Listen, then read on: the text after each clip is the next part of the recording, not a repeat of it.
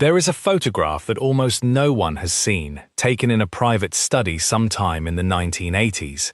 In it, an old man sits still while his wife stands behind him, comb in hand, fixing his hair the way a person only touches another person after doing it 10,000 times before. He does not know the shutter has clicked. When he hears it, he says only, "Oh, I heard that." For 1 second, the most feared man in Southeast Asia is simply a husband getting his hair combed. Now hold that image next to this one. A prime minister sits across an interrogation table from no one, ordering the arrest of 113 of his own countrymen, men who once stood beside him at the podium, held without trial, without charge, for years that in some cases became decades. Same hands, same man. He built one of the wealthiest nations on earth out of a swamp island with no water, no army, and 14% unemployment. He also built a legal system efficient enough to sue his critics into bankruptcy, one case at a time. Henry Kissinger called him the finest strategic mind he had ever encountered. A generation of dissidents called him something else entirely, and neither of them was wrong. His name was Lee Kuan Yew, and for 31 years he was Singapore, in the way that a single mind can occasionally become indistinguishable from the nation it shapes. To understand how a boy who once walked away from a beach where thousands were executed became the architect of the 20th century's most disciplined economic miracle, and what that discipline cost the people who stood in his way, we have to go back before the politics, before the war, before he was even Lee Kuan Yew at all. Get comfortable. We begin on a veranda in 1942, watching an empire die in 70 days. Every family carries a story it tells about itself, and the Lee family's story begins with abandonment. In 1863, a 17-year-old Hakka migrant named Lee Bok Boon sailed from Guangdong to Singapore with nothing but his hands. He built a life, married, had children, and then, in 1882, sailed back to China alone, leaving his family behind. He died there 2 years later. He never returned. The founding act of the Lee dynasty was not arrival, it was departure. His son grew up fatherless, clawed his way into a manager's position for one of the region's wealthiest tycoons, and for a while the family had real money, department store credit, servants, the trappings of colonial comfort. Then came the Great Depression, and most of it evaporated. Lee Kuan Yew's father, Lee Chin Koon, inherited the diminished version of that story. A junior Cambridge certificate, a depot manager's job at Shell, a gambling habit severe enough that his wife hid her own jewelry from him. He was, by every account, warm and sociable and unreliable in exactly the moments that mattered. He was a man who understood, with visible and lifelong regret, precisely how much further he could have gone. That regret, not money, not connections, was the inheritance he actually passed to his eldest son.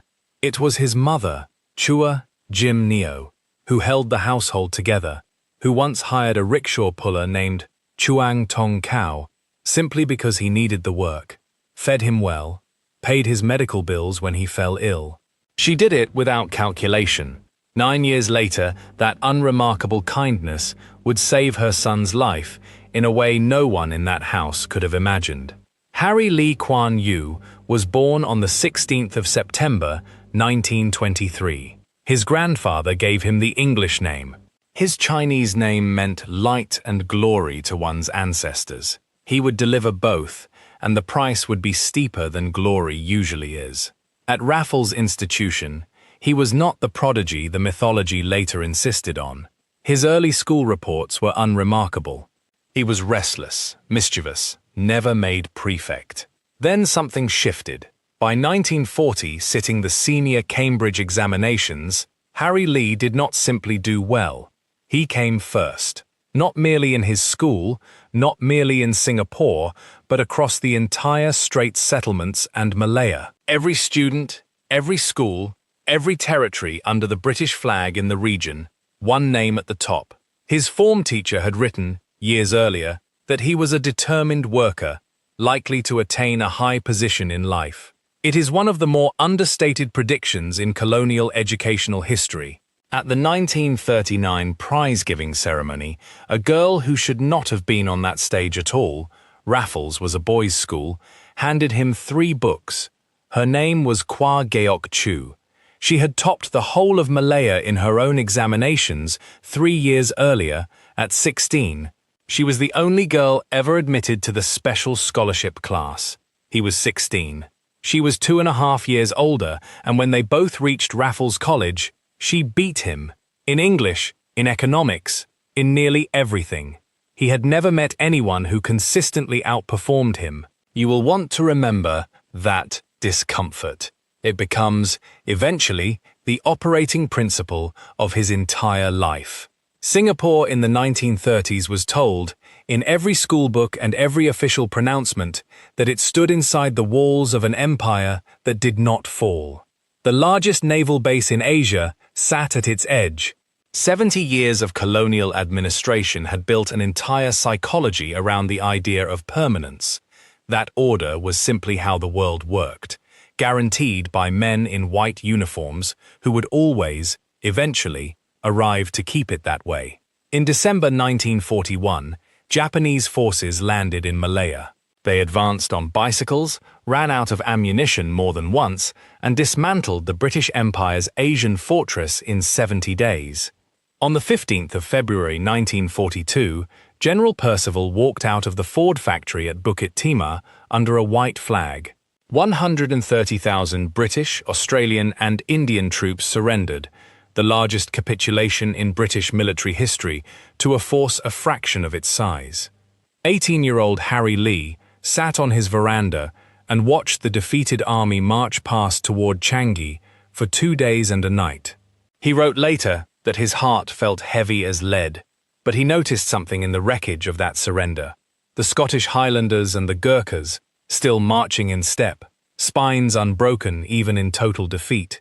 He secretly cheered them, not out of loyalty to Britain, but because he had just been handed the defining lesson of his life. The lesson was not about Japanese military superiority. It was about what happens to a people who outsource their own survival to someone who does not share their fate. He put it plainly decades later, "I did not choose politics. The Japanese brought politics to me." 3 days after the surrender, an order went out through the Chinese neighborhoods. All Chinese males between 18 and 50 must report for screening. 19-year-old Lee, tall, exactly the profile the Kempeitai were targeting, went with Chuang Tong Kao, the rickshaw puller his mother had once quietly cared for. It happened that Chuang's dormitory sat inside the barbed wire perimeter the Japanese had thrown around the screening zone. Lee spent the night there. The next morning, a soldier waved him toward a group of young men being separated out. Something in him recoiled.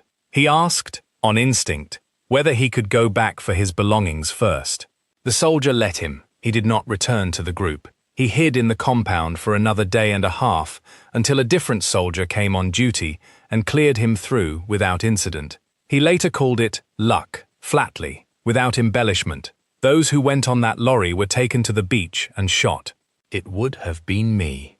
The men from that group were driven to Tanah Merah Besar Beach, hands bound and machine-gunned into the surf. Estimates of the total killed across Singapore and Malaya during that operation, known as Suk Ching, range as high as 70,000 people. He survived because a soldier nodded instead of shaking his head, and because a rickshaw puller's dormitory happened to sit on the safe side of a fence. That is the entire distance, in 1942, between becoming a footnote and becoming a founding father. The question that follows him for the rest of his life begins right here, on that beach he never walked onto. What does a man build for the next 70 years out of the certainty that his own survival was a coin flip he did not control? Survival did not end the danger. It simply changed its shape. For the next 3 years, Lee lived by trading on the black market, growing vegetables, keeping his family fed in a city where scarcity and arbitrary violence were simply the weather. Then, in late 1943, he answered an advertisement for English-language editors at the Hodobu, the Japanese occupation's propaganda department, headquartered at the top of the Cathay building. His job was to intercept Allied Morse code transmissions, Reuters, the Associated Press, United Press, decode them, and pass the real news downstairs, where it was rewritten into propaganda broadcast to a population being told the opposite. Every night, for 15 months, he read the actual trajectory of the war, the Allied advances across the Pacific, the German collapse in Europe. None of it could reach the street below him. On the ground floor of the same building sat a branch of the Kempeitai. Every employee upstairs had a file.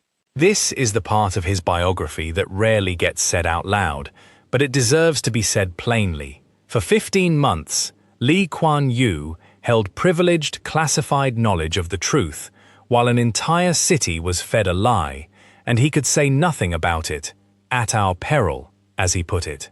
He was learning, in the most literal way a 20-year-old can learn it, that information controlled is a population controlled. He planned an exit, a move to the Cameron Highlands ahead of the expected, and likely brutal, Allied invasion. On his last day at the Hodobu, a lift attendant he had befriended over months of night shifts leaned in and murmured a warning. His file had been pulled for attention by the Kempeitai. He wrote that he felt a deep chill. For 2 months he was followed. At 2 or 3 in the morning he would hear a car stop near his street corner and would lie awake wondering if this was the night they came for him. Then, for reasons he never learned, the surveillance simply stopped. The war ended in August 1945. He was 21 years old, and he had spent 3 years living inside a system that could have ended him at any of a dozen unremarkable moments. A nod from a soldier, a file pulled from a drawer, a car idling outside his window. What he carried out of the occupation was not an ideology. It was something colder and more durable than ideology. The conviction that institutions people trust can be dismantled in 70 days, that the only real protection against being at the mercy of someone else's decision is to be the one making the decision yourself. Every policy he would build for the next 6 decades, the surveillance, the control of the press, the intolerance for instability, the obsession with self-sufficiency in water, in defense, in everything, has a direct, traceable line back to a lift attendant's whisper on Orchard Road and a beach he never had to walk onto. He did not learn governance from a textbook, he learned it from an occupying army, and he spent the rest of his life making sure it could never happen to him, or to what he was about to build, again. To understand what Lee Kuan Yew built, you have to see it as an architecture, not a personality. By the time he returned from studying law in England, where he took a starred first at Cambridge, the top student of his year out of roughly 270 candidates, he was no longer simply a brilliant lawyer with an anti-colonial grievance. He was assembling a machine with 3 interlocking parts, and each part existed to compensate for a weakness the others could not fix. The first part was legal legitimacy. Lee represented nearly 50 trade unions pro bono, took on the colonial government in the Fajar sedition trial, and won, and became known across Singapore as the lawyer who could beat the British in their own courtrooms. This gave him credibility with the English-educated middle class. The second part was mass mobilization, and Lee did not have it himself. His voice worked in English, in courtroom cadence, in Cambridge argument. It did not work on a factory floor. So he went looking for the man who could reach the Chinese-speaking working class that actually comprised Singapore's majority, and he found Lim Chin Siong, 21 years old, an orator who could pull 40,000 people to a single rally, whose voice, Lee wrote, flowed beautifully in Hokkien. Lee needed Lim's crowds. Lim needed Lee's legal shield and his access to the colonial machinery. Both men understood, from the very first meeting, that they were building a coalition each expected eventually to control. The third part was ruthless pragmatism, about who got to stay inside the machine once it worked. Lee told an Australian journalist, a week before the People's Action Party's founding, that any man who wanted to carry the Chinese-speaking majority cannot afford to be anti-communist. He called it riding the communist tiger without being eaten. It was not a metaphor he chose lightly. He knew exactly what kind of animal he was climbing onto, and he was betting, from day one, that he would be the one who got off first. The party launched at Victoria Memorial Hall on the 21st of November, 1954, with 51 people in the room. 5 years later, it commanded 43 of 51 seats in Singapore's first fully elected legislature, a landslide so complete it startled even the men who had engineered it. Lee refused to be sworn in until the British released 8 senior party members who had been detained as suspected communists. It was, on its face, an act of principle. It was also, viewed from where the story goes next, the first move in a game he would play for the rest of his career, using the machinery of state security as leverage, sometimes against his enemies, sometimes on behalf of allies, who would later become the very enemies that machinery was turned against. The system he built was never simply a government. It was a mechanism precision-engineered to survive contact with anyone, colonial power, communist rival, or eventually his own founding partners, who threatened to take it away from him. To understand what Lee Kuan Yew actually believed, not the caricature, the real architecture of his thinking, you have to sit with an uncomfortable fact. He never claimed that freedom did not matter.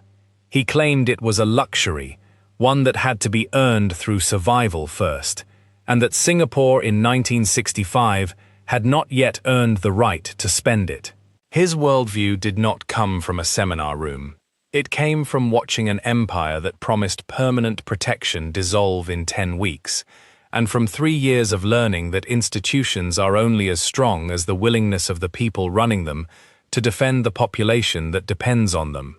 From that, he built something close to a closed philosophical system, that societies are, at bottom, fragile arrangements held together by discipline, not sentiment, that a small, resource-poor nation, surrounded by larger, less friendly neighbors, does not have the margin for the kind of open political contestation that wealthier, more secure nations can afford, and that a population's long-term interest in stability and prosperity outweighs its short-term interest in unrestrained dissent. He called it, later in life, part of a broader case for what he termed Asian values, the idea that communitarian obligation, not individual liberty, was the more appropriate organizing principle for a society still building itself out of nothing. He believed intelligence and capability were, in large part, inherited traits, and that a nation's fate rested on cultivating and rewarding its most capable citizens rigorously, even when the policies that followed from that belief were deeply unpopular, as they were in 1983, when his push to encourage highly educated women to have more children triggered a public backlash and cost his party nearly 13 points at the polls. He believed, with total sincerity, that a corrupt bureaucracy was a slower, quieter version of the collapse he had watched happen to the British in 70 days. And so he paid his ministers extraordinary salaries, pegged to the private sector, on the theory that clean government was not a moral aspiration, but an engineering requirement. And he believed, perhaps most controversially, that the tools of internal security, detention without trial, defamation suits capable of bankrupting a critic, tight control of the press, were not a betrayal of the nation he was building, but the scaffolding that made it possible to build anything at all. "I am not following any prescription given to me by any theoretician on democracy," he said in one interview, and he meant it as a statement of confidence, not defensiveness. You do not have to accept this logic to understand it. Understanding it, in fact, is the only way to see what makes his story genuinely difficult rather than simply villainous. He was not a man deceiving himself about what he was doing. In his memoirs and in his interviews, he said, in essence, yes, I did these things, I believed they were necessary, and I would do them again. The question the rest of this story keeps circling back to is not whether he believed that. It is whether the world he built required it to be true. By 1961, the coalition Lee had built to win power was cracking apart, in exactly the way anyone watching him assemble it might have predicted. Lim Chin Siong's faction split from the party, taking with it roughly 80% of its branch infrastructure and most of its grassroots organizers, and formed the Barisan Sosialis. In the by-elections that followed, it proved it could win. A journalist covering Singapore at the time called Lim's oratory hypnotic. Lee, watching the coalition he had built specifically to harness that oratory, now turn it against him, had a genuine problem, and unlike most of his problems, this one had a face he had personally introduced to the country as a future leader. What happened next has two names, depending on who is telling it. The government called it Operation Coldstore, a necessary security measure. The men who lived through it called it a purge. Before midnight on the 2nd of February 1963, police units moved simultaneously across Singapore. 113 people were arrested under the Preservation of Public Security Ordinance, detention without trial, no charge required. Among them was Lim Chin Siong. The official justification was communist subversion. But the British Commissioner in Singapore, Lord Selkirk, had resisted the arrests for months, arguing to London that the evidence was thin, that the Barisan Sosialis had behaved constitutionally, that the arrests looked political rather than security-driven. He was overruled, not by evidence, but by pressure. Declassified British memoranda from the period describe Lee as probably very much attracted to the idea of destroying his political opponents, and note the personal, rather than purely ideological, character of his rivalry with men who had once served in his own government. Malaysia's Tunku Abdul Rahman had made merger conditional on the crackdown proceeding. The operation went ahead in large part because Lee needed it to happen, and the Malayans needed proof that Singapore's left would be neutralized before they would agree to let the island in. Was Lim Chin Siong a communist? He denied it publicly and consistently for the rest of his life. British intelligence assessments from the period describe him as independent of Moscow and Beijing, pursuing a constitutional path. Whether he was, in fact, a security threat or simply the most dangerous rival Lee Kuan Yew had ever created is a question that has never been settled in open court, because it was never tried in one.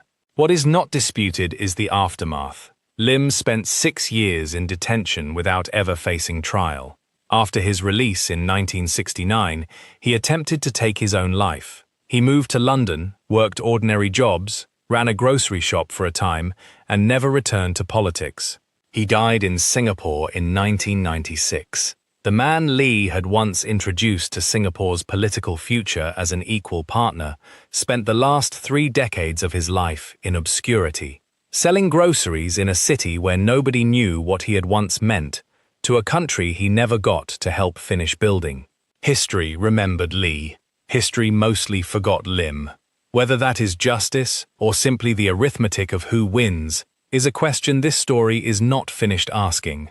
With his rivals neutralized, Lee pursued the single goal he had organized his entire political life around: merger with Malaya.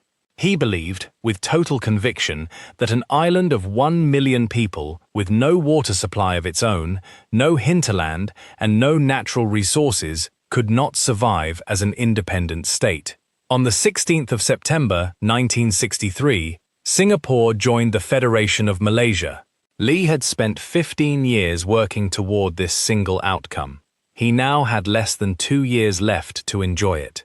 He began campaigning immediately for what he called a Malaysian Malaysia, citizenship and opportunity based on merit rather than race. To the ruling United Malays National Organization, whose entire political identity rested on Malay political supremacy, this was not a policy disagreement. It was an existential threat. Malaysian officials accused Lee of evicting Malay families from their homes as part of an urban renewal program that had, in fact, applied to every race equally. Inflammatory leaflets circulated. On the 21st of July 1964, a procession marking the Prophet Muhammad's birthday turned violent. 4 days of rioting killed 22 people and injured 461. Communities that had lived beside each other for generations retreated behind racial lines within a matter of hours. Lee called it terribly disheartening, against, he said, everything he had believed in and worked for. By late 1964, the relationship between Singapore and Kuala Lumpur was beyond repair. Deputy Prime Minister Goh Keng Swee began quiet negotiations with his Malaysian counterparts, conducted with such paranoia that at one point, Goh and Lee spoke over the telephone in halting Mandarin, a language neither of them spoke fluently, simply so the switchboard operator could not follow what they were saying. Goh kept a private file on the entire affair. He called it, privately, the albatross file, the weight around their neck. What the declassified record shows is a striking asymmetry. While Goh was coldly negotiating a clean break, Lee, even at the 11th hour, was still asking Tunku Abdul Rahman whether there was any alternative to full separation, any looser confederation that might preserve some version of the union he had spent 15 years building. Goh never raised that alternative with the Malaysians. He recognized their appetite for separation and pushed the clean break through instead, reminding a wavering Tunku of exactly how much political trouble Lee could still cause if the union continued. On the 7th of August 1965, Lee and his ministers traveled to Kuala Lumpur and signed the separation agreement at the residence of Malaysia's Deputy Prime Minister. When Law Minister Eddie Barker returned to Singapore that night, Lee reportedly thanked him for delivering a bloodless coup. The next morning, the Malaysian Parliament passed the separation bill by a vote of 126 to nothing, with no PAP representative present to vote against it. Singaporeans woke up as citizens of Malaysia and went to bed that same day as citizens of a country that had not existed 24 hours earlier. The man who had built his entire career on the conviction that Singapore could not survive alone was about to find out, in real time, whether he was right. It is easy, at the level of treaties and declassified cables, to lose sight of what these decisions cost the people who actually lived inside them, so it is worth pausing here on two groups whose names rarely make it into the official retrospectives. The first is the detainees themselves. Chia Thai Po, a university lecturer who ran a genuine opposition party and stood on street corners handing out flyers, was sued for defamation, bankrupted, and, as an undischarged bankrupt, barred from standing for election under Singapore's own laws. He was later jailed. He would go on to become one of the longest-held political prisoners in modern history, held under one form of restriction or another from 1966 until 1998, 32 years, for a career built on running for office and losing. In 1987, 22 people were arrested under Operation Spectrum: Catholic social workers, church volunteers, young theatre practitioners, some barely into their 20s, accused of a Marxist conspiracy they mostly denied. Several were held in solitary confinement. Some were released, then rearrested the moment they spoke to a journalist about what had happened to them. None of it was tested in open court, because the law that authorized their detention did not require a court at all. The second group is harder to see because their suffering left no arrest record.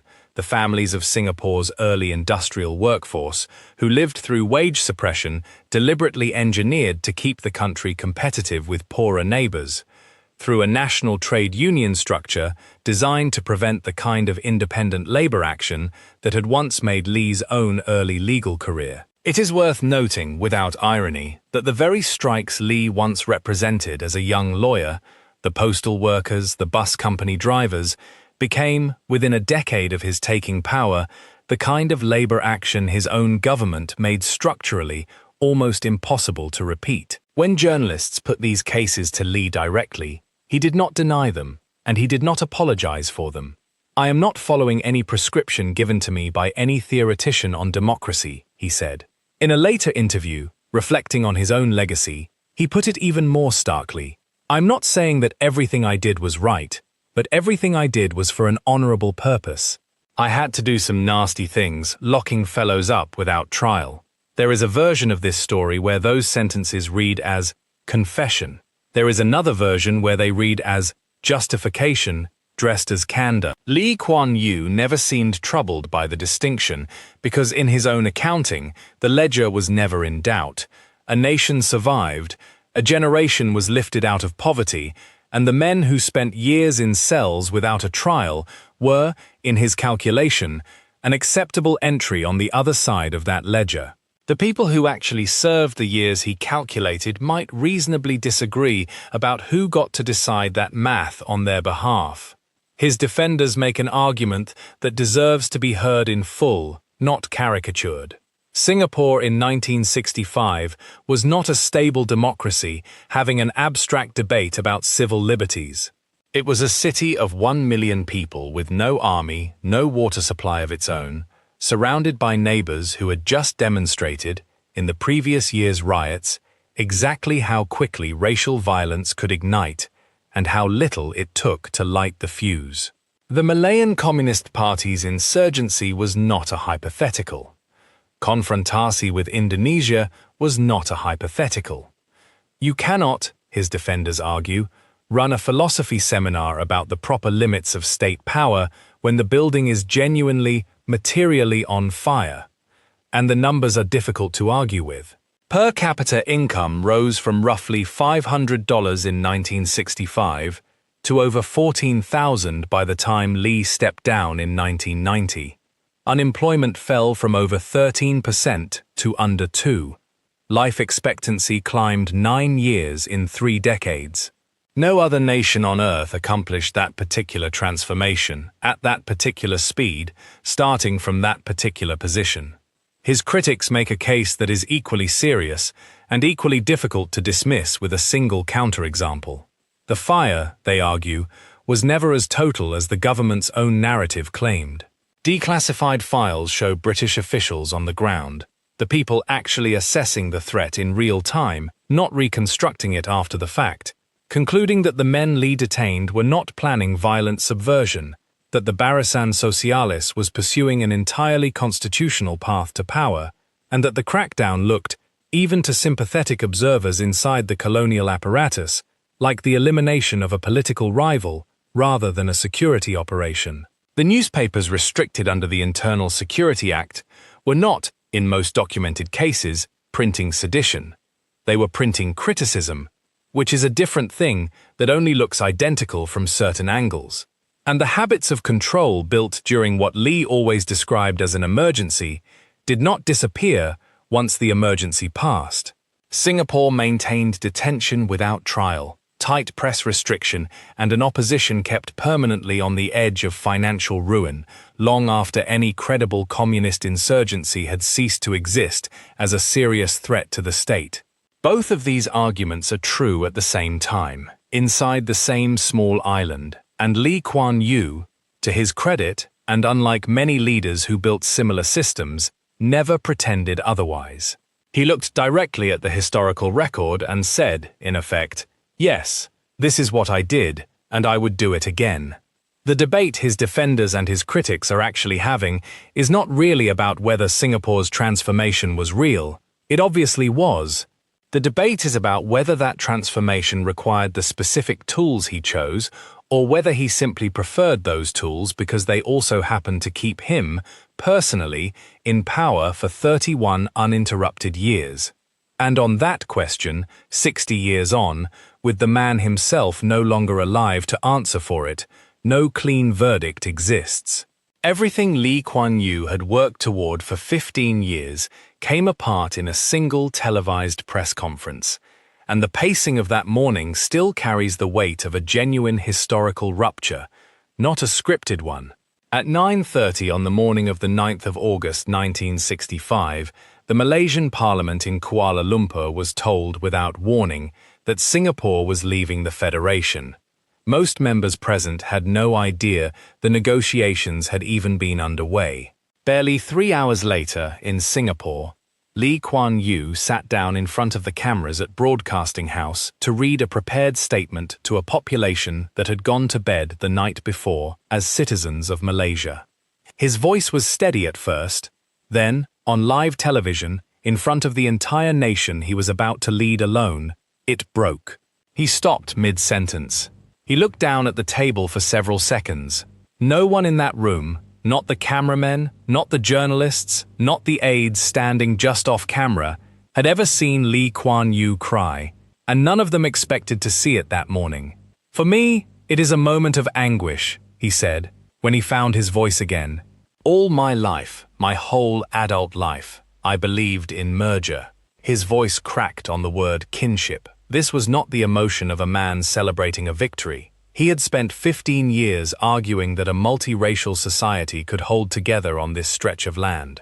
He had staked his entire political identity on the proposition that Singapore alone was not viable. And in a 25-day negotiation that he had partly authorized and partly been maneuvered into by his own deputy, all of it had ended, on a timeline he did not choose, for reasons he had fought against until the final week. He was 41 years old. He was now the Prime Minister of a nation of 1 million people with no army, no water supply of its own, no central bank, and, by his own lifelong assessment, no obvious reason to believe it could survive a decade on its own. He wiped his eyes. He looked back into the camera, and then he said the sentence that, more than any policy he would ever pass, became the founding document of the nation he was about to build. "Let us Singaporeans, I can't call myself a Malaysian now, unite, regardless of race, language, religion, culture." That is how Singapore was actually born. Not with a declaration of independence read triumphantly from a balcony, but with a prime minister breaking down on live television, composing himself in front of his own people, and then, within the same 8 minutes, telling the nation to get to work. Every institution he built over the next 3 decades, the housing, the reserves, the surveillance state, the discipline, was, in one sense or another, his answer to the terror of that single morning. Never again would his survival, or his country's, depend on someone else's decision. What followed was one of the most concentrated national transformations of the 20th century, and it is worth watching how quickly Lee moved once the grieving stopped, because the speed itself tells you something about the man. He called Israel quietly for military advisors, who arrived on false documentation and were referred to internally as Mexicans, so as not to alarm Singapore's Muslim-majority neighbors, a small, almost absurd detail that captures exactly how precarious the new nation understood its own position to be. He introduced national service, 2 years of uniform for every able-bodied man, followed by reserve duty into middle age. Families fled the country rather than send their sons.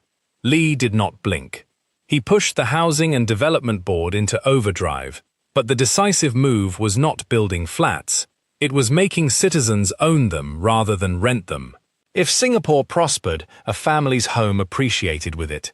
If Singapore failed, everything they had was gone.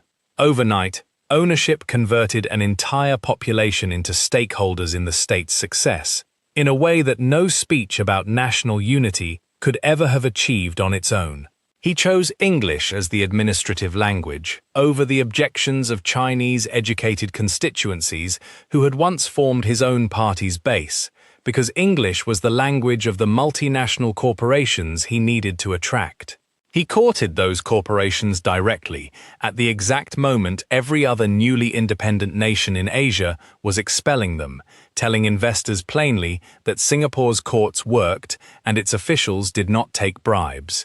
A claim made credible by the Anti-Corruption Bureau he had given real investigative teeth. When Britain announced in 1968 that it was withdrawing its military bases that accounted for roughly 20% of Singapore's entire economic output, Lee threatened to pull Singapore out of the Sterling area entirely and told London he would, if necessary, hire mercenaries to defend the island. He negotiated the withdrawal timeline down from the British government's original schedule, secured a soft loan, and converted the abandoned naval dockyards into the foundation of Singapore's shipbuilding industry. By 1990, when Lee finally stepped down after 31 years as Prime Minister, the numbers had moved in a way that still has few parallels in modern economic history.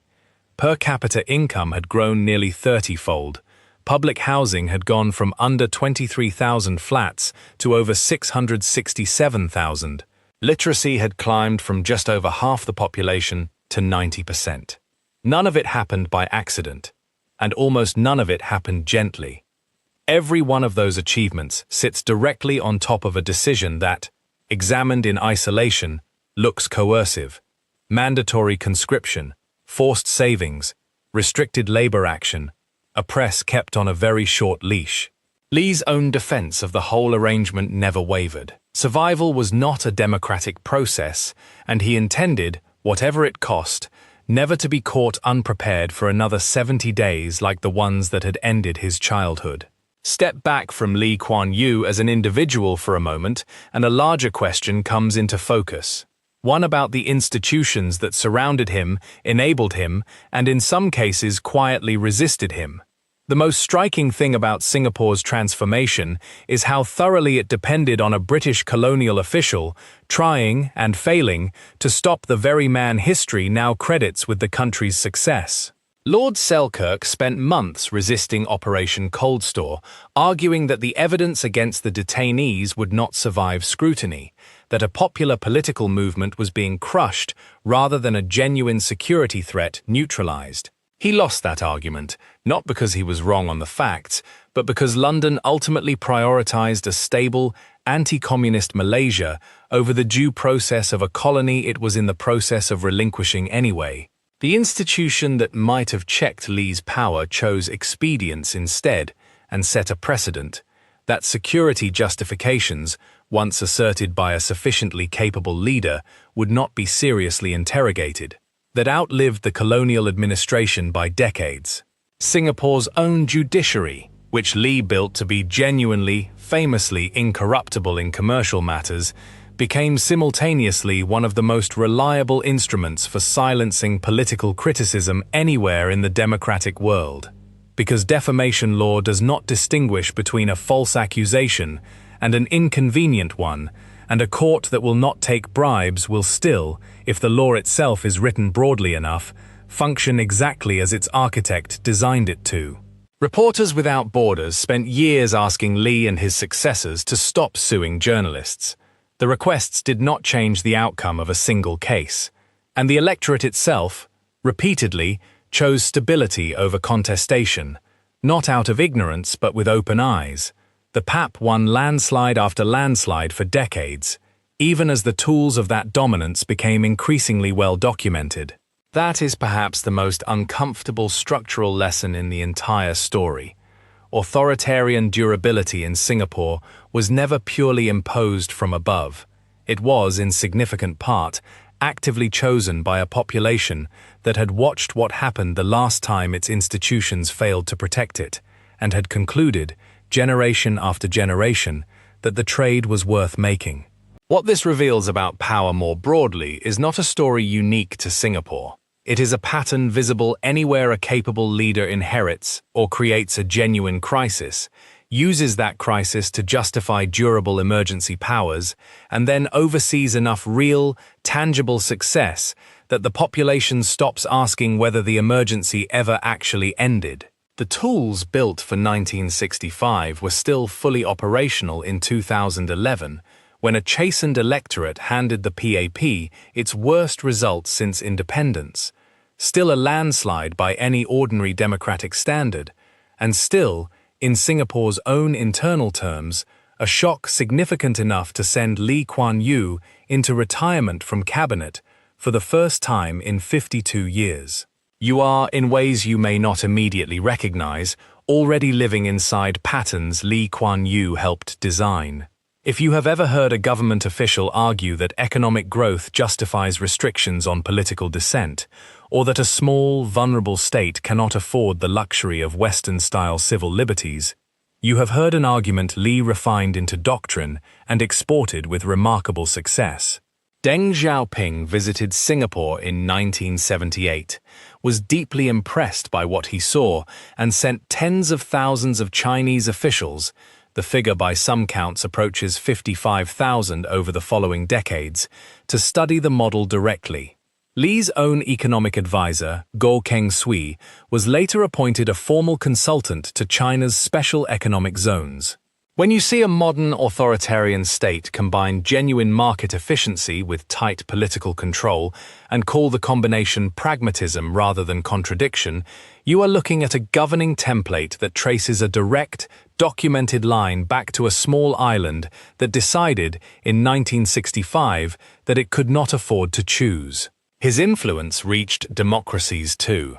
Margaret Thatcher praised what she called his gift for cutting through the fog of propaganda.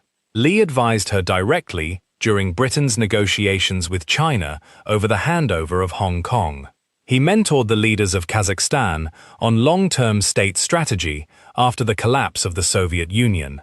He counseled American presidents from Nixon through Obama on how to read China, and it was Lee, in 1967, who first told Richard Nixon that engagement with Beijing, not isolation, was the strategically sound path, 5 years before Nixon's own historic visit made that judgment famous.